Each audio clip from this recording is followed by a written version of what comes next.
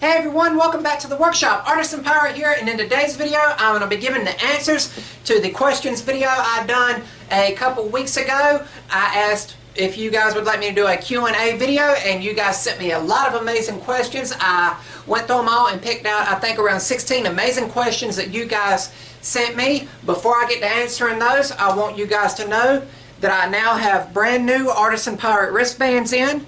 These are silicone wristbands with my name and the skull and crossbones on the front and on the back. They have follow and subscribe with the Instagram and YouTube logos on them. I will be sending these out periodically with sticker swaps. I won't send it out with every sticker. I want these wristbands to last as long as they can. But these are new. These are the engraved types of wristbands, and they're the silicone kind. So that's really awesome. I'm happy to have those. Also, if you want to sticker swap with me and get my Artisan Pirate sticker, I'll be happy to do that. Just drop me a comment or send me a message over on my Instagram. Now again, I have around 15 or 16 amazing questions that you guys sent me. I have these in no particular order. I just copied them from YouTube and pasted them over onto the WordPad and then just printed them out. So without any particular order, let's start answering some of these amazing questions. The first question we have is from Jason Willis. I have always thought Artisan Pirate was an interesting name. What is the story of how you got the name for your channel? Really what it was me wanting to find a name to use as an artist, quote unquote. I'm not ashamed of my real name. A lot of people already know my real name, but I just wanted to have a name that I could brand and create a logo for and make it really look nice. And Artisan Pirate just came to mind. I was already doing the pirate gigs where I dress up as a pirate going to parties and everything, so the pirate name had to be in there. And then I was going through a dictionary and a thesaurus, and I found an old world name for artist was artisan. And when I first read it, I thought it was pronounced artesian. So I thought, man, that sounds real cool. The Artisan Pirate. And the more I toyed with it, someone finally just told me, I think it was my mom or someone told me, hey, you know that means artisan, don't you? And I said, Artisan Pirate. So I still like that, and I went with it, and I've kept it ever since. I've been using that name over 3 years now, probably going on 4 years now. I started using just the hashtag Artisan Pirate on everything I posted to kind of build up and kind of get that associated with me, and then the name just stuck. So that's how I got that. Next question is from Janet Dervis. Why don't you ever draw and design your own projects? You always use Steve Good designs. Create your own original work. I'd love to, Janet, but I really don't know how to design patterns. I have one pattern I've designed that I will eventually cut out for the YouTube channel, and it is the Jaws movie poster. From top to bottom, it's a scroll saw pattern, and I'm really looking forward to cutting that out and documenting it for the YouTube channel, but I just don't have enough computer know-how or software know-how to make and design patterns. I wish I did. Steve Good is an amazing guy. I met him last October at the 2019 Woodworking Extravaganza in Hickory, North Carolina, and he gave me his blessing to use his patterns for project videos over here on the YouTube channel, as long as I was using them for educational purposes, and that's what I'm trying to do, is educate everyone about them. And he said, yeah, just use them. He said, I'm glad, I'm proud of what you're doing. He sends me messages on email a lot, encouraging me, and he shares my work to his blog, so I'm thankful for that. And I'm thankful for everything that Steve Good does in the woodworking community. But to answer the question, yes, I am going to eventually get to where I can design my own patterns, but until I learn a program and I'm comfortable using it where I can make patterns just on the fly, you know, I'm still going to continue using Steve Good's designs or other people's designs. The next question is from Guslam Kurt, and I really hope I'm pronouncing his name right. How did you start on woodworking? What was the inspiration? This will probably be a long answer. My grandfather got me into woodworking, and all it was, this was his shop. He built it from the ground up. It is 12 foot by I think 26 foot, and he built this, he framed it, everything on his own. He was from the Great Depression era, so he knowed a lot of the old school way of building and framing everything. As you can see, the shop isn't completely finished with drywall and everything. There's no heating or AC out here, so I'm kind of subjected to the elements. If it's really hot outside, it's doubly hot in here because it's a tin roof. I have the fans, you can see that one. Then I have a wood stove at the other end behind the camera. But it all started with me wanting to spend time with my grandfather, and it actually originated at the wood stove. And it was just me wanting to sit by the fireplace with my grandfather and listen to his stories.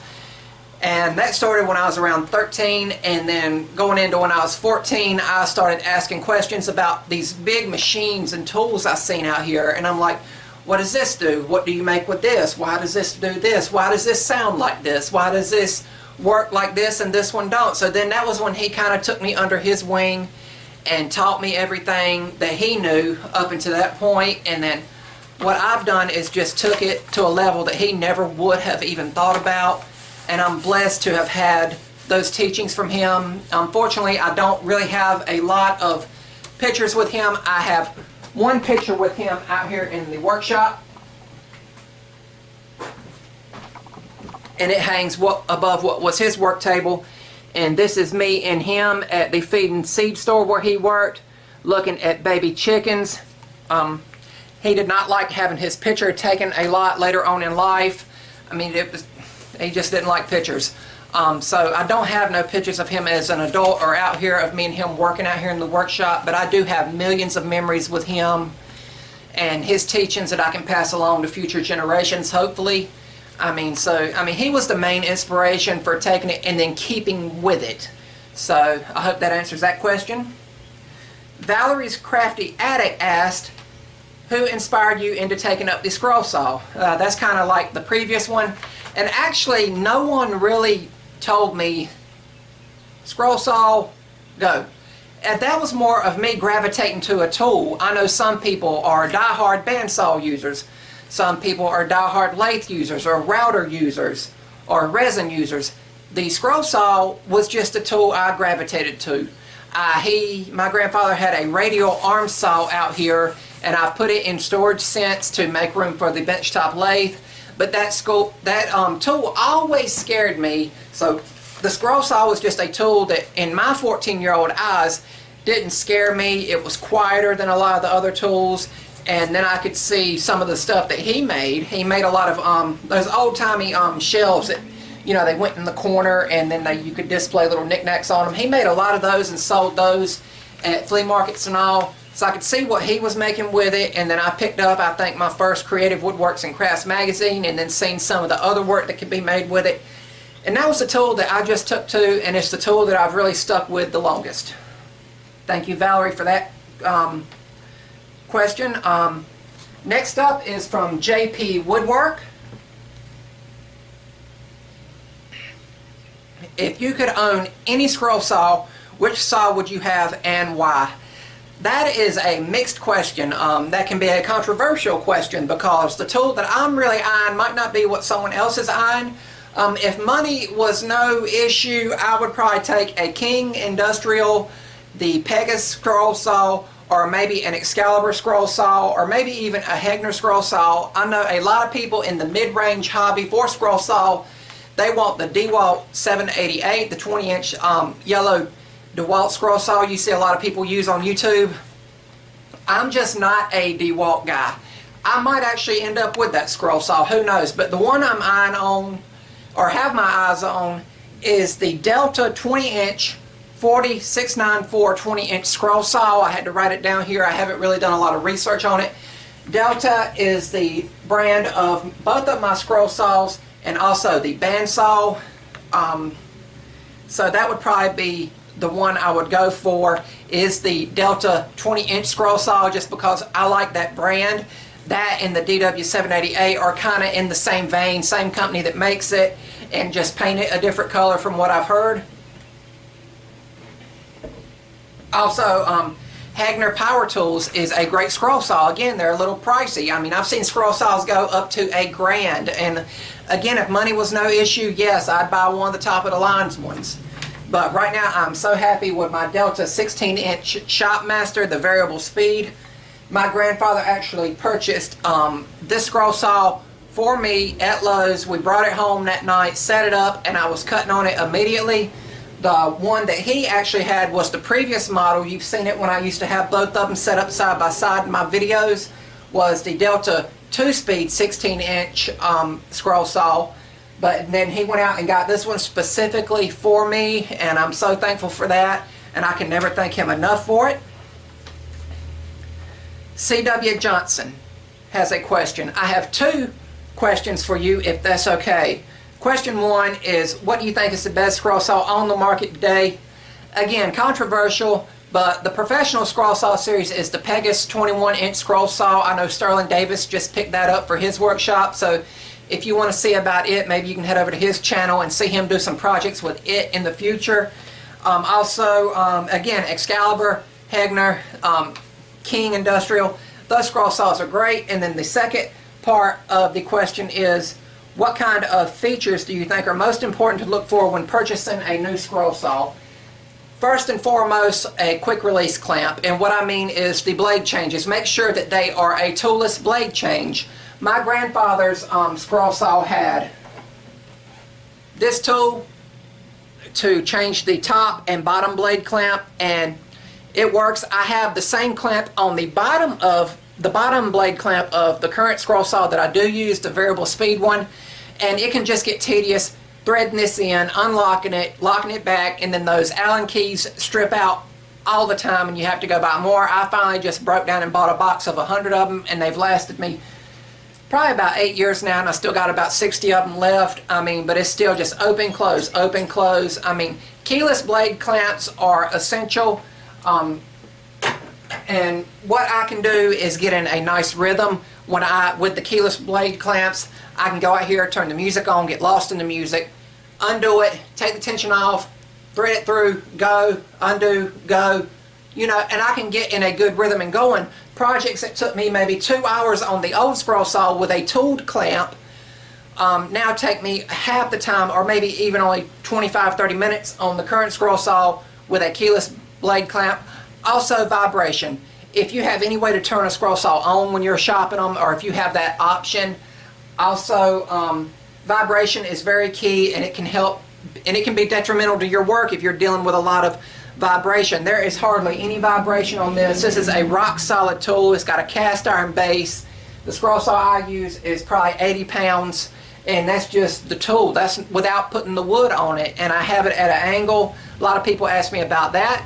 I put it on an angle to reduce neck strain, because you think about it, if you're scrolling and you're looking down like this for long periods of time, that can bring stiffness and soreness into your neck and shoulders. So I have it on an angle, and then I have a scrap bucket. Usually when I go to change out the blade for an internal cut, the waste just slides right down the angle of the table and right into the bucket down between my feet. So that's also cool.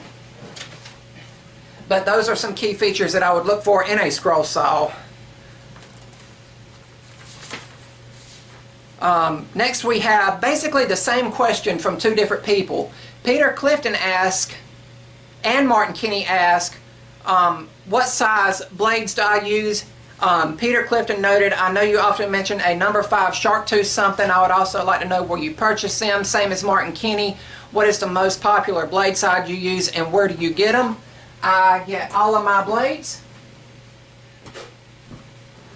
from Scroller Online. You can go online and get a free catalog from them. They send me this out every time a new catalog is released.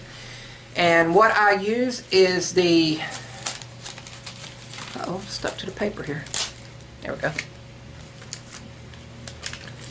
Shark Tooth brand scroll saw blades. They come in a variety of sizes. They even come with the spiral scroll saw blades, blades for metal cutting, everything. I always order number 5 blades. Number 5 is the most common size that I use, and it's probably the size that I use all the time. The blades come packaged just like this, in little paper and all, and they're taped to a cardboard piece, and then they're in an envelope, and then they're in a bubble wrapped envelope or something similar, so they come greatly protected. The more you buy with those, the more you save, so I just I bought 4 packs of the Ultra Reverse number 5 blades and the Reverse Tooth number 5 blades. So those are the blades that I always used. I know there's various types of scroll saw blades on the markets. The sharp tooth blades is just what I found that I like and what I've stuck with the longest. Caspian of Narnia asked, hey, you got a Narnia fan? That's awesome. Those were great books. Have you ever tried Intarsia or do you plan to? It's my new scroll saw addiction. I have a love-hate relationship with Intarsia work. And I say that because I did one Intarsia project. I've done it for a Christmas present for my mom. I made her a turtle. I used a piece of 3/4 inch pine board and I cut out the turtle, all the pieces of the shells, sanded them all, and then I painted it. I know a lot of people don't paint Intarsia. They use the natural colors of the wood. Pine was all I had, and I was on a time crunch getting a piece done for Christmas. And I done this about maybe 4 years ago. I made this for her, and it's no bigger than a piece of paper, but it was something that really gave me a lot of headaches shaping everything. I shaped all the pieces with just a Dremel sanding tool, and I really got burnt out shaping and sanding everything. I'm sure if I had a nice drum sander or something like that, like Cy has over on Cy's Corner, she does amazing Intarsia work. If you ever want to go over there and check her out, some amazing Intarsia pieces. If I get a drum sander, I might revisit Intarsia, but as of now, I've only ever done one project with it. Pat Shea. Pat has been following, and I hope I'm pronouncing that name right. Is it Shea like Shea Stadium? Pat Shea has been following my channel, I know, over a year or close to a year and a half, and always dropping great comments on my videos. He says, no one makes more than pocket change from their hobby. What do you do to support your hobby and your lavish lifestyle? I don't really have a lavish lifestyle. I don't really go nowhere. I go to the beach if I'm able to, one time a year. Always Myrtle Beach. How do I support my hobby?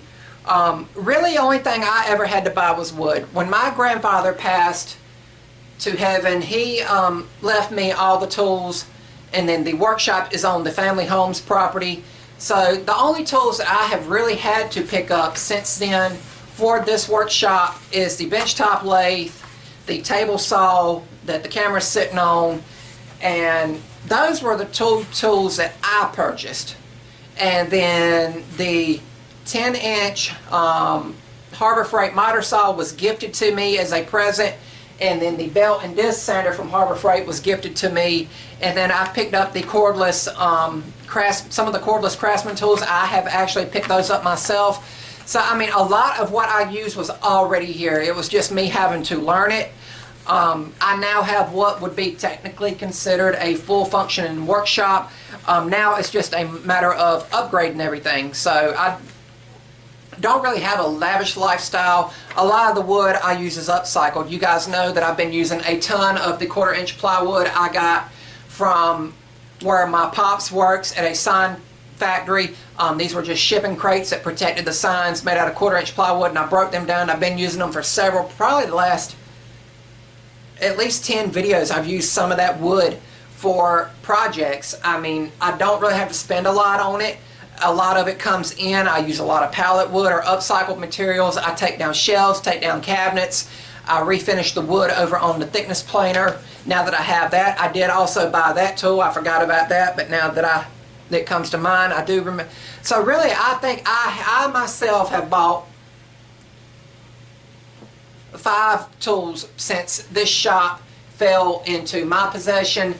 The rest of them were here, and again, it was just me implementing them, and I am so blessed and thankful for what I do have. And how do I support my hobby? Anytime I make anything custom, maybe I make a custom piece that someone don't want me to post to Instagram or social media, and they want me to keep it, you know, like, hey, can you not post it until after it's gifted, and then I forget about posting it and then it don't get posted. I mean, whatever money I make off stuff like that, like small projects, I try to turn it right back around into the workshop and invest in myself. Again, unless I've got a trip coming up like going to the beach, then I'll put it in the beach money.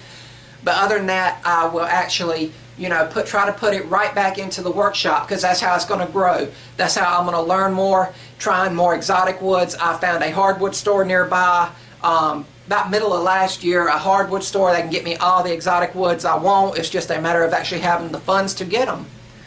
But I hope that answers that question, Pat.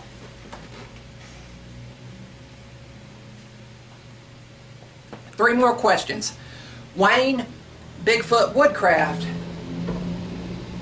He asked, I know that you love British history, but what period is your favorite? Also, if you could visit just one historical place in your life, where would it be? My favorite era in British history is, I know it's a toss-up, I love the King Henry area, King Henry VIII. I love his history, Hampton Court Palace, Cardinal Wolsey, all the stuff that involved that, just everything that happened, Henry's mood swings, all 6 of his wives, you know, just all that history that goes in, then all the palaces he built, the Field of the Cloth of Gold, you know, just all of that, the battle he had out there, you know, just, he was just a dynamic and captivating figure to me, just to read and study about. Also, I love Arthur, legends of King Arthur and Knights of the Round Table, Merlin, of course, all that. I'm a huge Harry Potter fan, so naturally the story of Merlin and King Arthur draws my imagination and mine, so I really love that. And then if I could visit any one historical place, where would it be? Wayne, it would have to be Sherwood Forest. I would love to go see the Major Oak, where Robin Hood was said to have hid out with the merry men, with Little John and everyone. I would just love, love, love to go see that. That, or maybe Stonehenge. I really like that. And I'd really like to go see some of the palaces and castles over in London. I mean, it's just hard to pick one spot that I'd really like to visit. Maybe if I ever get to visit over there, you and Valerie can show me around. Next question is from Nautical Woodwork. Hey, I seen what you done there. You used the word knot like in a wood for your name. That's awesome. Sanding. How do you sand your pieces? In general, with the blades that I use, I don't have to do a lot of sanding. There's not a lot of skip out. I mean, a lot of chip out. I use ultra reverse and reverse tooth blades. The last few blades on those scroll saw blades, the last few teeth are pointed up, so it cuts on the upstroke as well on the downstroke, so that reduces a lot of the chip out. So I really don't have to sand, but most of the time I sand it with 100 grit sandpaper with the palm sander, which I always film me doing just to show that I am sanding in the project. And then off camera I will usually use a high grit sanding sponge or 220 grit cling spore sandpaper to sand down in the nooks and crannies if it's needed. But that is how I sand my projects. And then of course, if it's a special order piece, I might spend a little bit more time and go through the finer grits. But as far as just my basic, how I basically sand stuff, 100 grit sandpaper with the palm sander to initially sand everything, and then I go to 220 grit sandpaper and do hand sanding. And the last question is from C.W. Johnson. Do you ever sell any of your projects? If so, where do you sell them, and how do you go about setting your prices?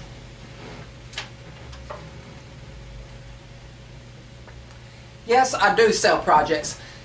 Over 99% of the stuff that I make here for the YouTube channel is usually given away to a friend or family member, or maybe I'm making it for someone's birthday, and then just the project I've picked out for that video just coincides with what needs to happen as a gift or whatever. But yes, I do sell projects. If you ever see me make anything that you like, just drop me a message over on my Instagram page and I'll give you some details or something about where you can find my work. I don't have an Etsy shop. I don't have that. I've got my stuff in a couple consignment shops, you know, just like that. I mean, just maybe 2 or 3 custom pieces, you know, smaller. And then as about setting prices, I know I'm not going to be a millionaire doing this. As I said, I use a lot of upcycled materials. So, I mean, I'm from the middle of North Carolina. Southern hospitality plays a huge part in how I do things. If someone's done a kindness for me, I'll make something and give it to them.